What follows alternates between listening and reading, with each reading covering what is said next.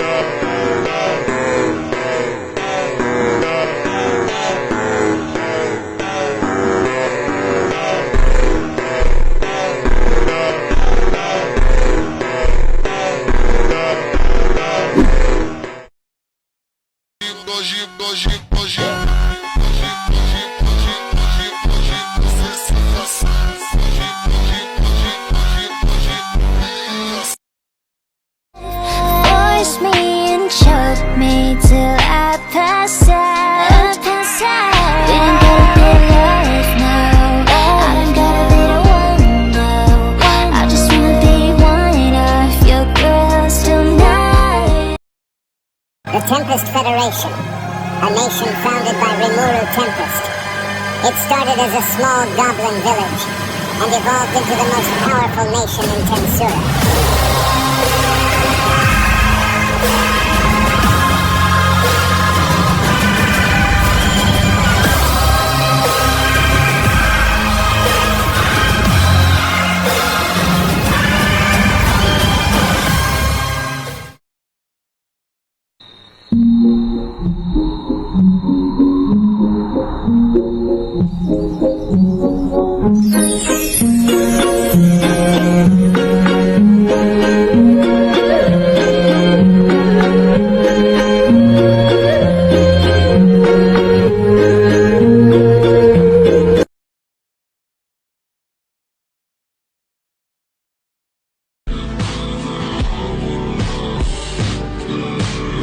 It's simple.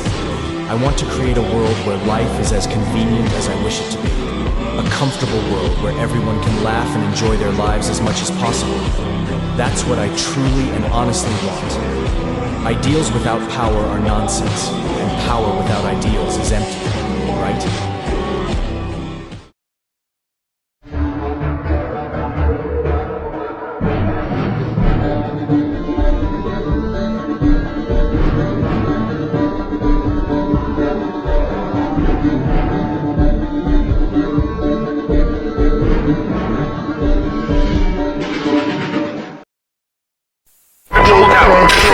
Shibuya is being attacked by special grade cursed spirits. We need backup. Anybody there? Please respond. What's the situation right now? All the grade 1 and lower grade sorcerers are down. Special grade incoming. 俺の八つ当たりに付き合ってもらってヤブロと呼ぶように俺は次に強くならねば。懲りないやつだな。おいはったりじゃねえよバカ。お前の軍は潰したぞ。Pede boca, dá uma guincha. Despair time.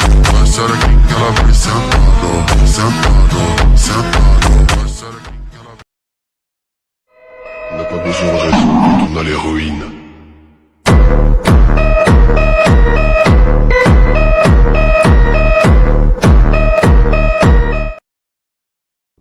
Did you know the primordial demons, such as Diablo, are among the oldest and most powerful demons in existence?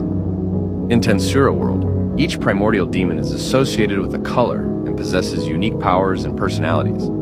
For example, Diablo, also known as Noir, black, is fiercely loyal to Rimuru. And despite his elegant demeanor, he is one of the most ruthless and powerful entities in the demon hierarchy. His mastery of manipulation and strategy makes him an invaluable ally, while his chillingly calm nature hides an insatiable hunger for power and chaos.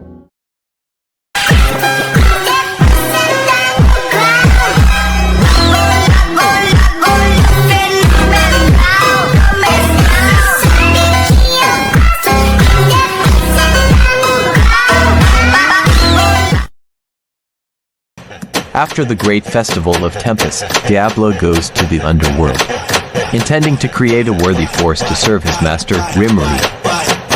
And when he arrives, he just slaughters them all.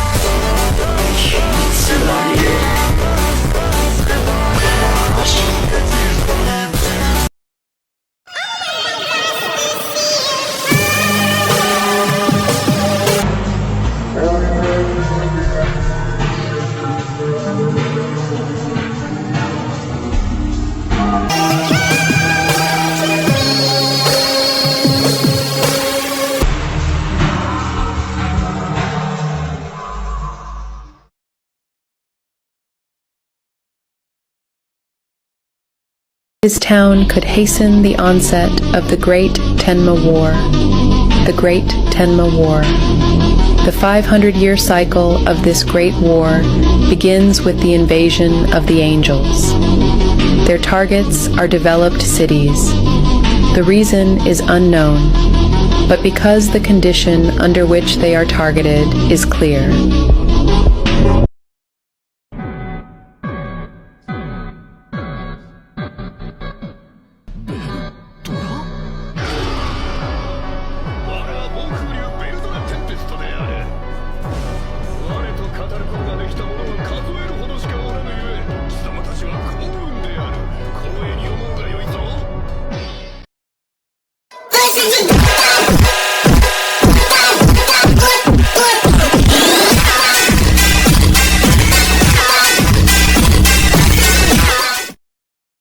True dragons are the highest-ranking beings in existence.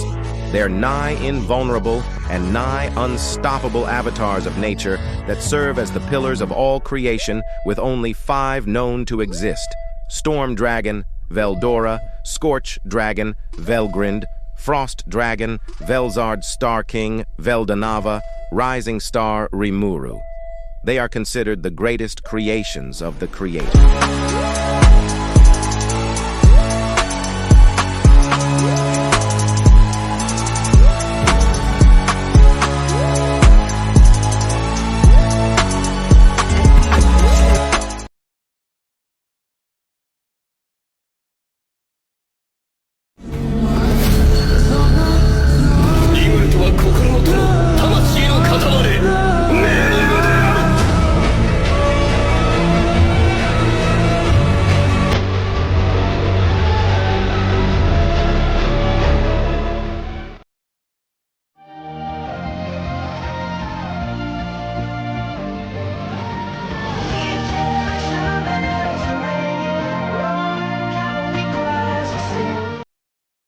Veldora is attacked by his older sister, Velgrind. Fearing that Rimuru will be affected, he cuts the connection with him. Rimuru, knowing the situation, he goes to Veldora.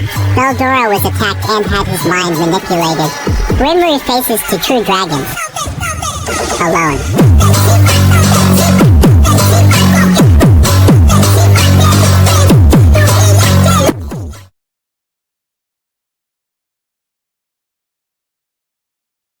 It was as good a moment as any, as well as a small test. I made an attack towards Velgrind. A single strike from that sword.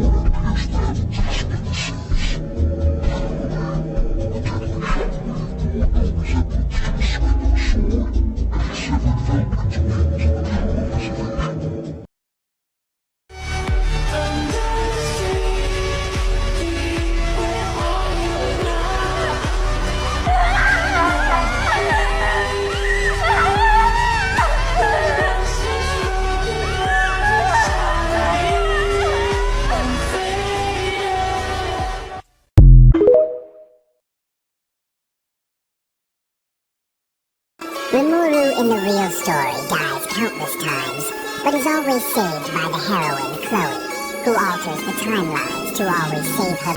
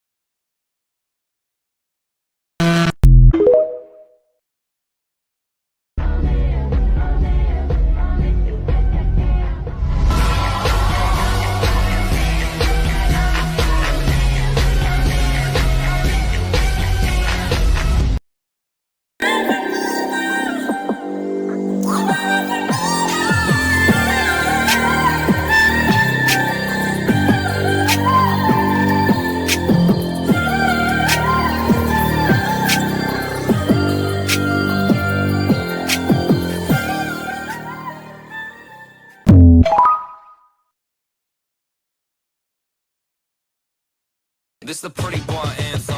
If you tall, sexy, handsome, you a certified gigolo. Yes, I do. Yes, I do. Yeah, I'm on my pretty boy shit.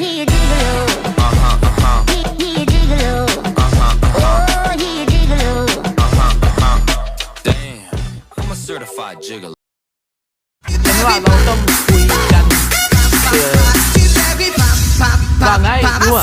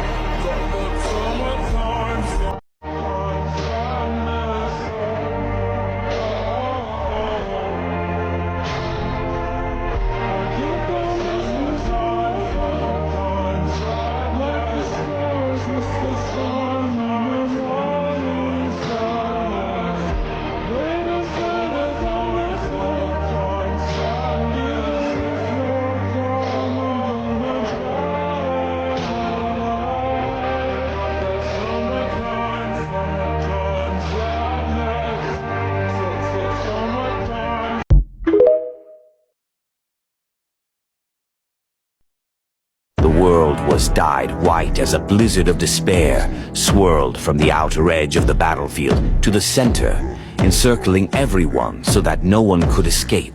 The pure white snow and ice raged on. The soldiers were the first to be transformed into ice sculptures, followed by the captains and even the top warriors. Only the fearful remained, but it was only a matter of time. Velzard had not even attacked them.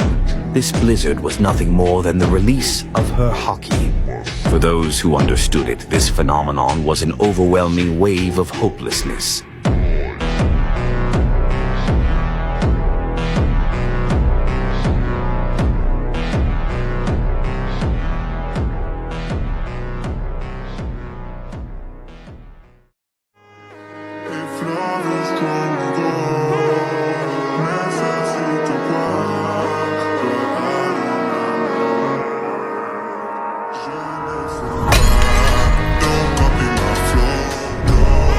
Just leave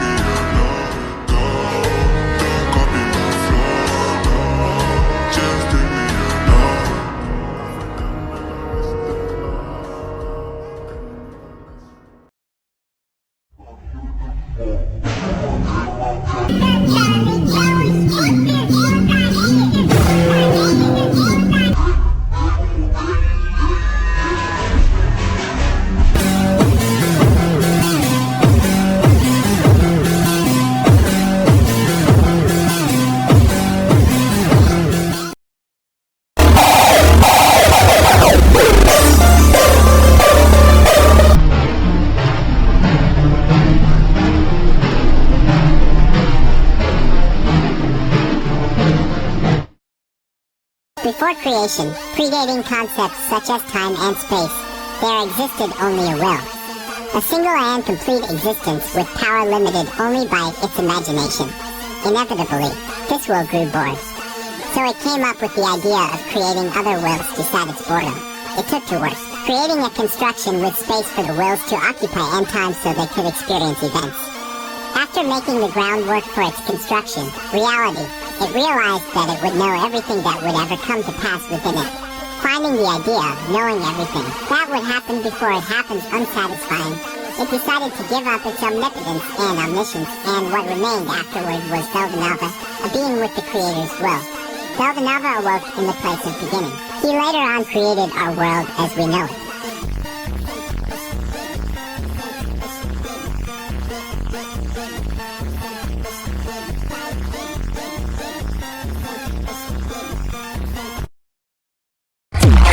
Vem perto, de quebradinha agradando.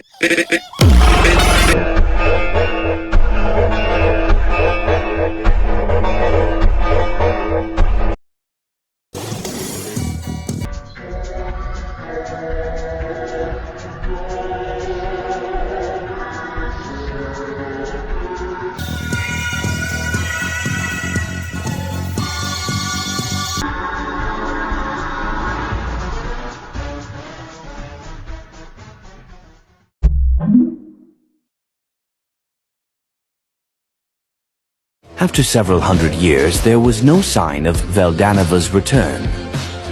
Feldway wondered why. Then a thought occurred to him.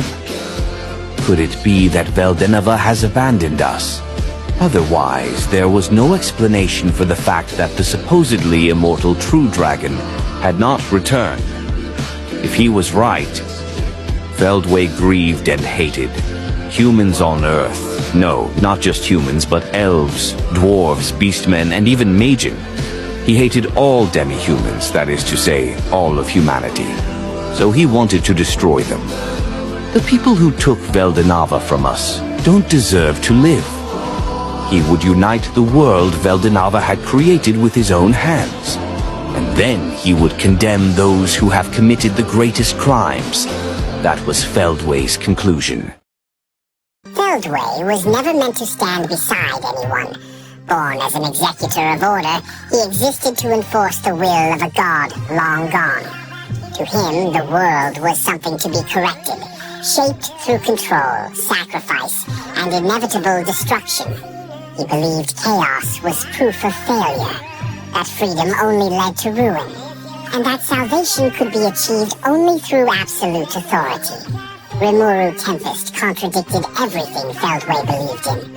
A being who rose not through domination, but connection, who gathered monsters, demons, and dragons alike, not by fear, but by choice. At first, Feldway saw Rimuru as a flaw, an unpredictable variable that threatened the structure of the world itself, someone who should have been erased. But the more Feldway watched him, the more the contradiction deepened. Rimuru wielded overwhelming power, and yet chose restraint. He carried the weight of countless lives, and yet never treated them as expendable. Where Feldway enforced order through control, Rimuru created stability through trust. And that was what broke him. Not defeat, not fear, understanding. For the first time, Feldway saw a future that did not require a god's command. A world that moved forward not because it was forced, but because it was believed in. The villain who once sought to shape the world through obedience found himself drawn to someone who changed it through will. And without realizing it, Feldway stopped trying to correct Rimuru Tempest and began to follow him.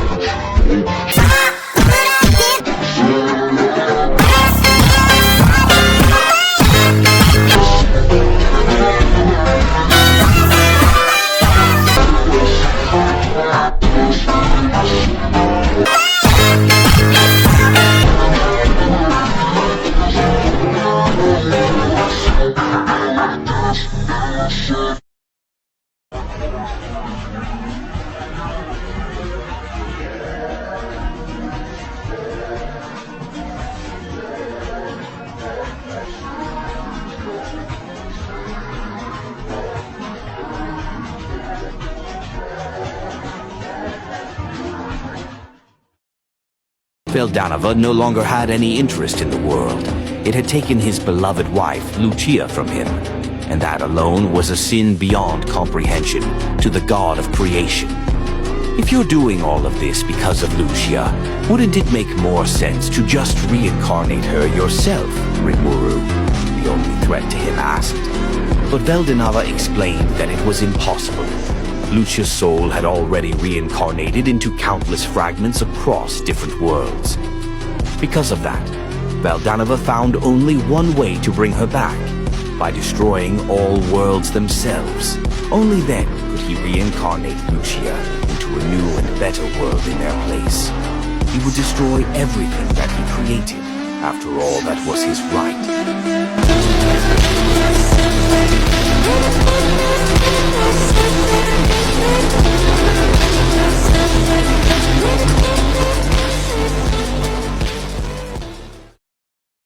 Veldanava looked at me sharply and asked, "Why are you on par with me?" I answered without hesitation, "Because I'm strong. Yes, I am strong. That's what Ciel always told me. If I didn't act like it, I'd disgrace everything she entrusted to me. Truth is, I was terrified.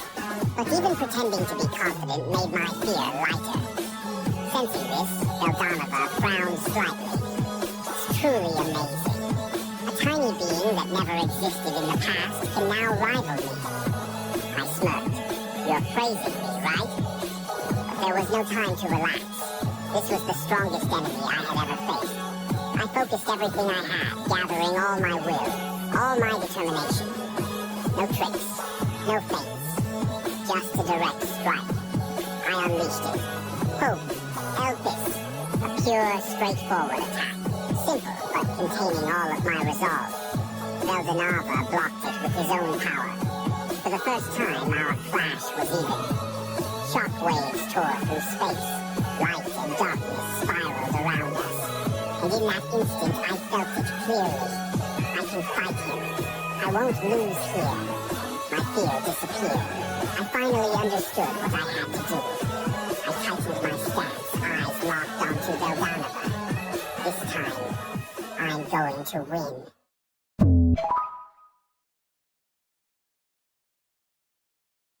And at that moment, Veldanava stretched forth his hand and tore Rimuru's soul from his body.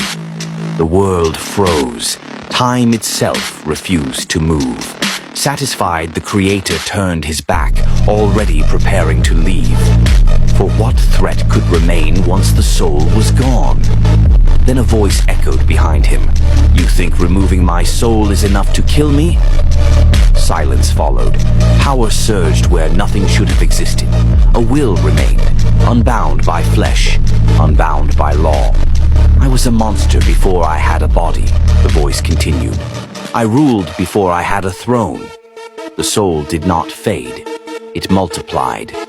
"You created life to obey the rules," Rimuru said. "I exist beyond them." Veldanava stopped. For the first time since creation, a god hesitated.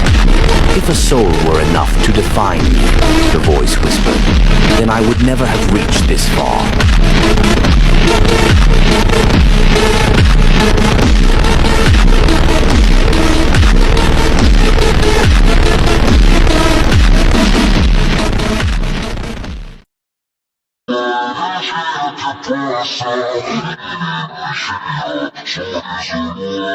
A festa começa, ninguém...